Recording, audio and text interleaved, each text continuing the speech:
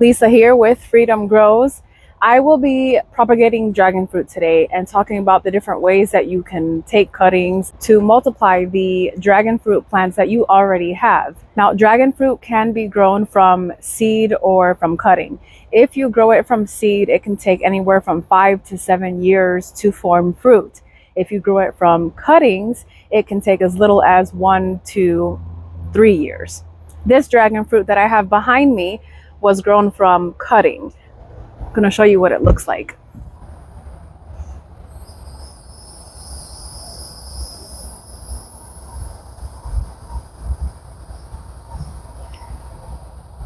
About 11 months ago, before we had sold our previous house, an old neighbor of mine gifted me a cutting that was about this small. And then 11 months later, it has grown to be as tall as what you just saw. Now, I've had it restricted to this small-ish pot. I'm pretty sure if I were to have up-potted it at some point during its growth, it may have grown a lot faster. It is time to be up-potted. These should be growing in at least 15 to 20 gallon pots if you're growing them in containers, which is advisable. So I do have a 20-gallon pot that I will be up potting this in so that it can start growing to its fullest potential. Now, like I said, you can take different cuttings. There are different techniques. I will just be showing the two most common basic techniques. I will explain the third one, which takes a little bit more time and craft, but it is very easy to do, although not necessary. I haven't really tamed or trained this dragon fruit. I've kind of just propped it up here along these months with this homemade trellis, but it does need to be propped up and secured to a much stronger post, which I will be doing once I transplant this. But I do want to show you here that dragon fruit grows in segments. So like this is one little segment, here's another, and what you see here is the main stem.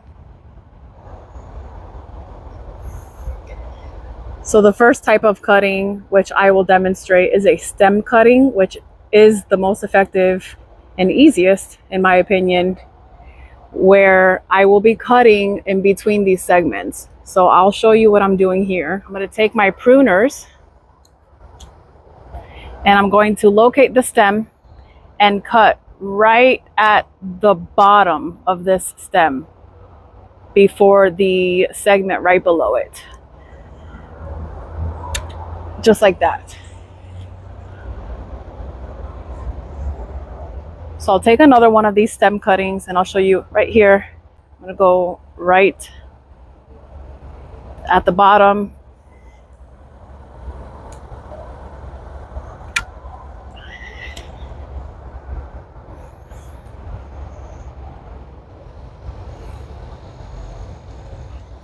And now you can see I've slightly tamed this beauty beast down a bit. This little dragon fruit will be transplanted into this container over here. I just need to get a post because this little cage that you see here is not going to be sturdy enough. It needs to be one post in the middle. I'll need to use wood, some type of 2x4 setup. I'll have to most likely make one before I transplant it. When you take a stem cutting like this, you do not have to wait for this to scab over. It's already dry enough and callous, so you can plant this in soil right away. But the second type of cutting that I will show you, which is a flesh cutting, needs to dry for, I would say, up to a week, maybe even longer, before you transplant that in the soil. This type of cutting is called a flesh cutting, and what you do is locate a segment that is over 6 inches tall preferably, and you'll want to take at least a 6-inch cutting. If you possibly can, you can go smaller than that, but you will increase your chances of success if it's at least 6 inches tall, and you'll be cutting right into the actual flesh. So I'll demonstrate it for you here. I did this a few days ago.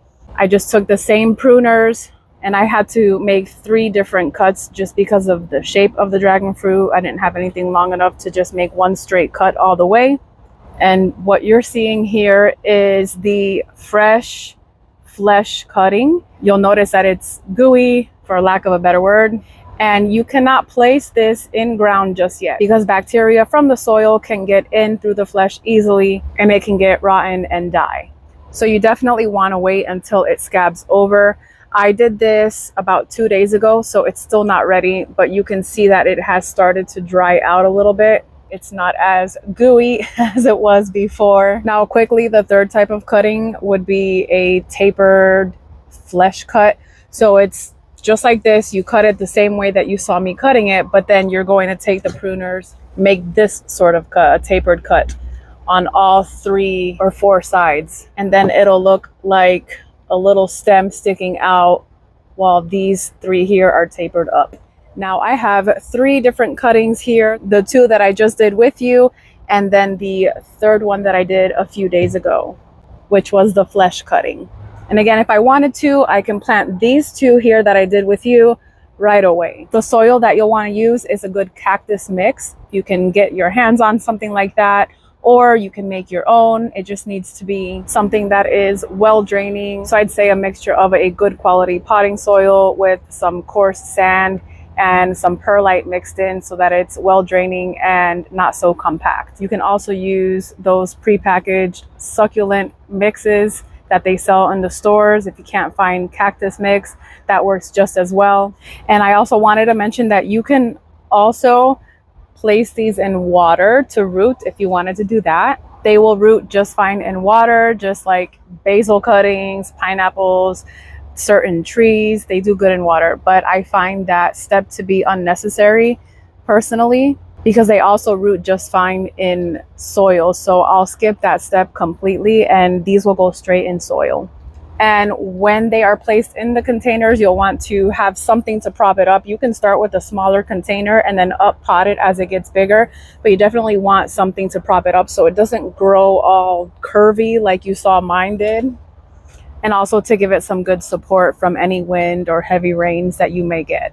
One important thing to note if you are doing any type of cutting, whether it's the stem cutting or the flesh cutting or tapered flesh cutting, not only does the flesh cutting need to be dried and this needs to callus over before it goes in soil, you definitely want to place this out of the sun. So it's better to have it drying outside if possible, but if not, bring it inside the house or in your garage to dry. You don't want to expose it to any rain or sun because it will shrivel up and most likely die. It will dehydrate pretty quickly. So place this in a shady location where it does not get any direct sun exposure or any rain, because the point is to dry it out without dehydrating it.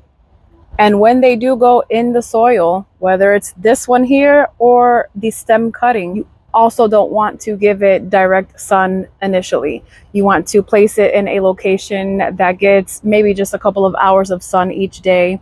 Start to kind of harden that off just like you would your seedlings, where you're exposing it to sunlight gradually. So a couple hours today and tomorrow, and then maybe increase the sunlight 1 hour on the 3rd day and so on until they have full sun exposure, maybe by the 7th through the 10th day. Another thing too is you'll want to fertilize the soil when they get transplanted. This soil here is not ready. I do need to mix some perlite in it. This is just potting soil, so it's not ready yet. That's going to be my next thing before I get this dragon fruit transplanted in this container. But if you only had an option to go with one fertilizer, worm castings would be the go-to. Worm castings are good for just about anything that you're growing. If you weren't aware, worm castings also have natural rooting hormones, so it will help your plants form roots faster.